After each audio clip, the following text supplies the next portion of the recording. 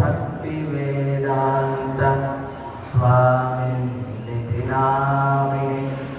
नमस्ते सारस्वते देवे गौरवाणी प्रचारिणे निर्विशेष शून्यवादी पाश्चात्यदेशतारिणे।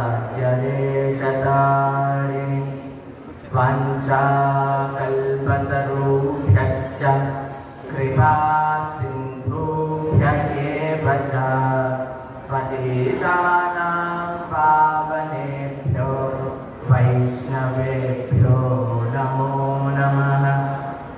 जय श्री कृष्ण चैतन्य प्रभु नित्यानंद श्री अद्वैत गदाधर श्रीवासदि गौरभक्तवृंद।